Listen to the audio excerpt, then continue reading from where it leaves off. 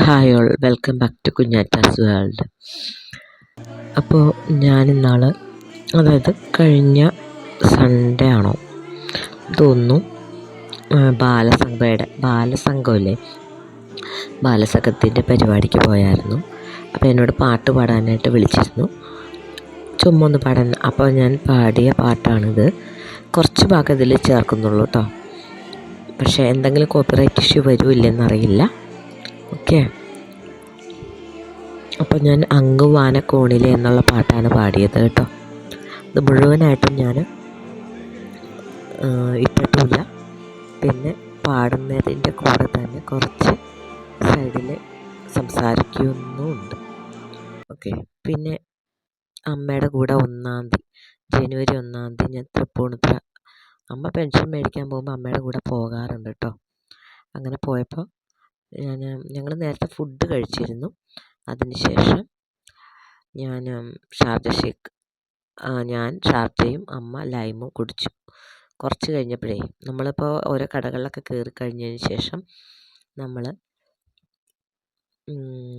ഒരു വെള്ളം കുടിക്കൽ പതിവുണ്ട്. അങ്ങനെ കഴിച്ചതാണ്. അപ്പോൾ അമ്മയ്ക്ക് ഷാർജ കുറച്ച് ടേസ്റ്റ് ചെയ്യാൻ കൊടുത്തു കേട്ടോ. മുഴുവൻ വേണ്ടാന്ന് പറഞ്ഞായിരുന്നു. അപ്പം ഇവിടെയാണെങ്കിൽ 59 രൂപയാണ് കേട്ടോ ഷേക്ക് ഐറ്റംസിന് എല്ലാത്തിനും. മൊജിറ്റോയ്ക്ക് കുറച്ചുകൂടെ കുറവാണ്, 30-35 എത്രയാങ്ങാണ്ടാണ്. മറ്റേ ലൈമിനൊക്കെ 25 എബോവാണ്. പിന്നെ ചെറുകടികളൊക്കെ ഉണ്ടല്ലോ, അതിനൊക്കെ 5 രൂപ വെച്ചേ ഉള്ളൂ കേട്ടോ. തൃപ്പൂണിത്തുറ സ്റ്റാച്യൂൻ്റെ അവിടെ നിന്ന് കിഴക്കേക്കോട്ടയ്ക്ക് നടക്കുമ്പോൾ തന്നെ ലെഫ്റ്റ് സൈഡിലാണ് കേട്ടോ. പരസ്യം പറഞ്ഞാൽ അല്ല കേട്ടോ. ഇതിപ്പോൾ ഞാൻ കഴിഞ്ഞ ദിവസം ബബ്ബ എന്ന് പറയുന്ന സിനിമയുടെ ഷൂട്ടിന് പോയി. ദിലീപിൻ്റെ സിനിമയാണ്, ദിലീപേട്ടൻ്റെ സിനിമയാണ്. അപ്പോൾ 2ാം ദിവസം എനിക്ക് പോലീസ് വേഷമാണ് കേട്ടോ കിട്ടിയത്. അപ്പോൾ എൻ്റെ ഹസ്ബൻഡ് അന്ന് പണി ഉണ്ടായിരുന്നില്ല, അന്നൊരു ചെറിയ പണി ഉണ്ടായിരുന്നു. അപ്പോൾ ആൾക്ക് വേണ്ടിയിട്ട് ഞാൻ വീഡിയോ എടുത്ത് വാട്സപ്പിൽ ഇട്ട് അയച്ചു കൊടുക്കാൻ വേണ്ടി എടുക്കുന്ന വീഡിയോ ആണ് കേട്ടോ. അപ്പോൾ എനിക്ക് പോലീസ് വേഷം ഇടാൻ ഇഷ്ടമാണ്. അപ്പോൾ പോലീസ് വേഷം കിട്ടിയപ്പോൾ അത് ചെയ്തതേ ഉള്ളൂ കേട്ടോ. നമ്മൾ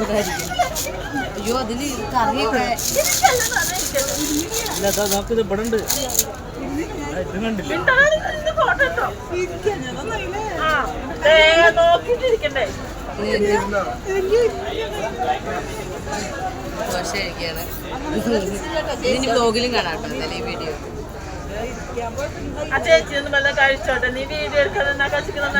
ചേച്ചി യൂട്യൂബറാണ് ചേച്ചി, നിങ്ങളെ വേണമെങ്കിൽ എങ്ങനെ കഴിക്കണത് നന്നായിട്ട് അഭിനയിച്ച പോരാ ചേച്ചി, അത് ആഹാരമാണ്, നന്നായിട്ട് കഴിച്ചാൽ മതി.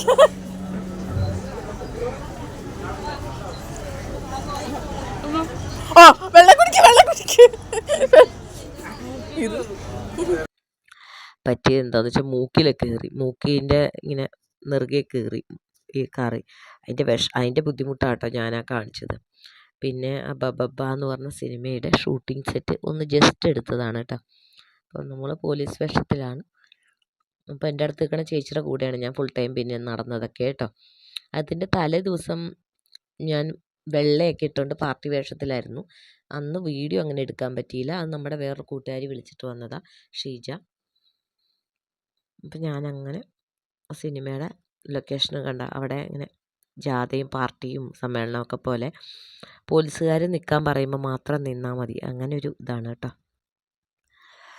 അപ്പോൾ ഇതൊക്കെ ഒരു രസമാണ്, ഒരു അനുഭവമാണ്, സന്തോഷമാണ്. അതുകൊണ്ടാണ് കേട്ടോ ഞാനിതൊക്കെ പകർത്തുവാണേ. പിന്നെന്താ പറയുക, ഒരുപാട് ആൾക്കാരെയൊക്കെ നമുക്ക് പരിചയപ്പെടാൻ പറ്റും. നമ്മൾ സൂക്ഷിച്ചും കണ്ടും നിന്നാൽ മതി. പിന്നെ പൊതുവേ ഉള്ള ഒരു കാര്യം എന്താണെന്ന് വെച്ചാൽ, നെഗറ്റീവായിട്ടോ അല്ലെങ്കിൽ ഏതെങ്കിലും രീതിയിൽ നമ്മളോട് ബിഹേവ് ചെയ്യുന്ന ആൾക്കാരൊക്കെ അവിടെ കാണാം. നമ്മളെങ്ങനെ നിൽക്കുന്നു എന്നതിനെ ആശ്രയിച്ചിരിക്കും നമ്മുടെ കാര്യങ്ങൾ. അപ്പോൾ എനിക്ക് വേറെ ജോലിക്ക് പോവാൻ മടിയായിട്ടല്ലെന്നല്ല, ചെറിയൊരു ഇതുണ്ടാവുമല്ലോ നമുക്ക്. എനിക്കത് എന്താണെന്ന് വെച്ചാൽ, വേറെ ജോലിക്ക് പോവാഞ്ഞിട്ടല്ല, പോകണമെന്നുണ്ട്. ടീച്ചിങ് ആണെങ്കിലും നല്ല ഒരു നമുക്ക് ജീവിച്ചു പോകാൻ പറ്റിയ രീതിയിൽ ഒരു വരുമാനത്തിൽ കയറാനൊക്കെ നമ്മൾ കുറേ ശ്രമിച്ചതും ചെയ്തതും ഒക്കെയാണ്. പിന്നെ നമുക്ക് എല്ലാത്തിനും ഒരു ഇതാണ്. ഇതിപ്പോൾ വേറെ വീഡിയോ ആണ് കേട്ടോ. ഞാൻ ഇന്ന് എൻ്റെ കൂട്ടുകാരിയുടെ ഫാമിലി അസോസിയേഷനാണ് കേട്ടോ. അപ്പോൾ അതിൻ്റെ പരിപാടിക്ക് പോയപ്പോൾ വീഡിയോ എടുത്തതാണ് കേട്ടോ. അപ്പോൾ അവിടെയുള്ള ആൾക്കാരൊക്കെ എന്താ പറയുക, ഡാൻസ് കളിക്കുകയും എല്ലാം ചെയ്തു. ചെറിയൊരു അസോസിയേഷനാണ് കേട്ടോ, ചെറിയൊരു ഏരിയയിൽ. അപ്പോൾ പോയിട്ട് വന്നതേ ഉള്ളൂ കേട്ടോ ഞാൻ. അപ്പോൾ അതിൻ്റെ വീഡിയോ ആണ് ഇട്ടേക്കുന്നത് കേട്ടോ. എല്ലാവരും പ്രായഭേദമന്യേ എല്ലാവരും പെർഫോം ചെയ്തു. ഞാൻ പാട്ടൊക്കെ പാടി. ആ വീഡിയോ കിട്ടിയിട്ടില്ല, അത് കിട്ടിയിട്ട് ഇടാം. പിന്നെ നാടൻ പാട്ടാണ് പാടിയത്. അത് കൂടാണ്ട് ഞാൻ ഗ്രൂപ്പ് സോങ്ങും പാടി കൂട്ടത്തിൽ നിന്നിട്ട്.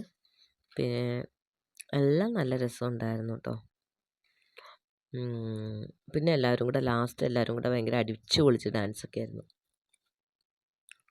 അതിൻ്റെ വീഡിയോസാണ് വന്നുകൊണ്ടിരിക്കുന്നത് കേട്ടോ. ഞാൻ പറഞ്ഞു വന്നൊരു കാര്യം എന്താണെന്ന് വെച്ചാൽ, ഷൂട്ടിംഗ് സെറ്റിൽ നമ്മൾക്ക് സ്ട്രിക്റ്റായിട്ട് അവിടെ ഉത്തരവാദിത്തമുള്ള ഭാരവാഹികളൊക്കെ അവിടെ ഉണ്ട്. നമ്മുടെ ഷൂട്ടിംഗ് സെറ്റിൽ പല കോർഡിനേറ്റേഴ്സ് ഉണ്ട്, ബൗൺസേഴ്സ് ഉണ്ട്, അല്ലെങ്കിൽ അതിൻ്റെ മേലെയുള്ള ആൾക്കാരുണ്ട്. അപ്പോൾ നമുക്ക് എന്തെങ്കിലും മിസ്ബിഹേവിയർ ആരുടെ അടുത്തെന്തെങ്കിലും ഉണ്ടെങ്കിൽ നമുക്ക് നേരിട്ട് അവരോട് പറയാം. ഇപ്പം ഞാനൊക്കെ 40 വയസ്സായ ഒരു വ്യക്തിയാണ്. എനിക്കൊക്കെ ഒരുപാട് പ്രശ്നങ്ങളൊന്നും വരുന്നില്ല. എനിവേ അങ്ങനെ വന്നാൽ പോലും നമുക്ക് ഓരോരുത്തർക്കും നല്ല സേഫും നല്ല ശ്രദ്ധ കിട്ടുന്ന ഒരു കാര്യമാണ് ഷൂട്ടിങ്. എന്തെങ്കിലും പ്രശ്നമുണ്ടെങ്കിൽ അപ്പം തന്നെ അവരെ പുറത്താക്കും അവിടെ നിന്ന്. വളരെയധികം സേഫോട് കൂടി തന്നെ ഞാൻ പോയി വരുന്നത്. എനിക്കിഷ്ടമാണ്. വേറെ ജോലിക്ക് പോകാമെന്ന് വെച്ചാൽ എല്ലാ ദിവസവും റെഡിയായി പോകണം, വൈകുന്നേരം വരെ ഇരിക്കണം എന്നുള്ളൊരു മടി. നമുക്കൊരു അസുഖം വന്നാൽ പോലും ഞാൻ ഒരുപാട് പ്രൈവറ്റ് ഫേംസിൽ വർക്ക് ചെയ്തിട്ടുണ്ട്. ഒരസുഖം വന്നു കഴിഞ്ഞാൽ നമുക്കൊന്ന് ലീവ് എടുത്തു കഴിഞ്ഞാൽ ആ ലീവിന് 100 എക്സ്ക്യൂസ് പറയേണ്ടി വരും. അതൊക്കെയുള്ളൂ എൻ്റെ പ്രശ്നം. ആ അസുഖം വന്നു, ഓക്കെ, 1 ദിവസം 2 ദിവസം അങ്ങേയറ്റം പോയാൽ അത് കഴിഞ്ഞാൽ വയ്യെങ്കിലും ചെന്നോളണം. നമ്മുടെ ഒരു അവസ്ഥ ആരും മനസ്സിലാക്കില്ല. അങ്ങനെയാണ് എല്ലാ ജോലി സ്ഥലത്തും എനിക്കുണ്ടായിരിക്കണ ഒരു കാര്യം. എൻ്റെ അച്ഛൻ മരിച്ച സമയത്ത് 2 ആഴ്ച ഞാൻ പോയിക്കൊണ്ടിരുന്നൊരു ജോലി സ്ഥലത്ത് ഞാൻ പോയില്ലായിരുന്നു. എന്നിട്ട് 2 ആഴ്ചയായപ്പോൾ വേറെ ആളെ വെക്കാൻ വരെ പോയായിരുന്നു. അപ്പോൾ അതാണ് നമ്മുടെ ഒരു ഇതൊന്നും ആരും മനസ്സിലാക്കില്ല.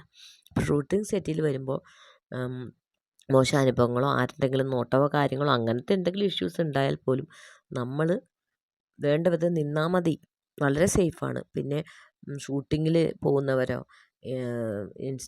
യൂട്യൂബിലൊക്കെ വീഡിയോ ചെയ്യുന്നവരെല്ലാം ഭർത്താക്കന്മാരെ മതിയാവാഞ്ഞിട്ടാണ്. അവർ പറഞ്ഞാൽ കേൾക്കാത്തവരാണ്.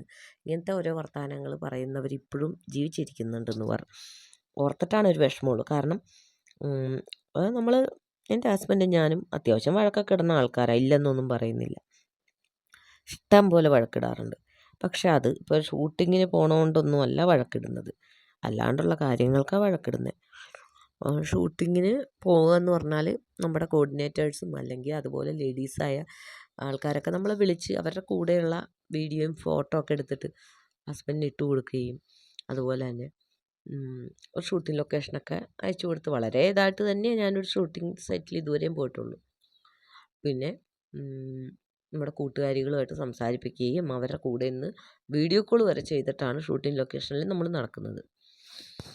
ഓക്കെ, അപ്പോൾ സ്ഥിരമായിട്ട് ഷൂട്ടിങ്ങിന് പോകാനല്ല, ടീച്ചിങ് ആണെങ്കിലും നമുക്ക് ട്യൂഷനാകുമ്പോൾ അത്രയും റിസ്കോട് കൂടി ഏറ്റെടുത്ത് ചെയ്യണം. അതുപോലെ സ്കൂളുകളിലോ വേറെ ഏതെങ്കിലും ഓഫീസ് വർക്കോ ഒക്കെ ചെയ്യണമെങ്കിലും ഒരു തരം മനമടുപ്പ് എനിക്കുണ്ട്.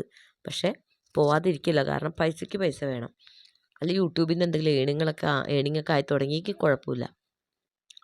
അപ്പോൾ പൈസയ്ക്ക് പൈസ വേണം എന്നുള്ളത് കൊണ്ട് നമ്മൾ കുറച്ചും കൂടെ അതിലേക്ക് തന്നെ എന്താ പറയുക, അങ്ങനെയല്ല, നല്ലൊരു ജോലിയും വേണം. അതിൻ്റെ കൂടെ തന്നെ കലാവേദികൾ നമുക്കുള്ള ഓരോ സെക്ഷനും എല്ലാ കലാവേദികളും നമ്മൾ യൂസ് ചെയ്യുകയും ചെയ്യണം എന്നുള്ളതാണ് എൻ്റെ ഒരു ആഗ്രഹം.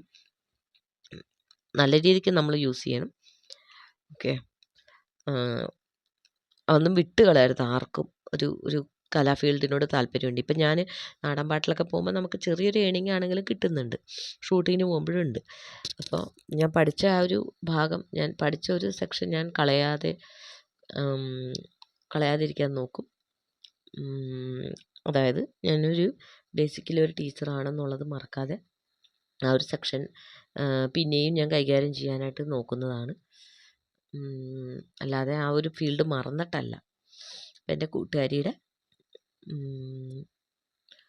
എന്താ പറയുക, കൂട്ടുകാരിയുടെ ഫ്രണ്ടിൻ്റെ ഫാമിലി അസോസിയേഷനാണ്. നമ്മൾ അസോസിയേഷൻ ഉണ്ടാവുമല്ലോ ഒരു ഹൗസിങ് കോളനിയിലൊക്കെ പോലെ. അപ്പം ചേച്ചി അവിടെ നിന്ന് തുള്ളണ കണ്ടോ, ഞാൻ വീഡിയോ പിടിച്ചാണ് കേട്ടോ. അപ്പോൾ പിന്നെ ഞങ്ങളെല്ലാവരും കൂടെ ലാസ്റ്റ് എല്ലാവരും കൂടെ തുള്ളുകയൊക്കെ ചെയ്തിട്ടോ. എങ്ങനെയൊക്കെ ഉണ്ടായിന്നറിയാൻ പാടില്ല.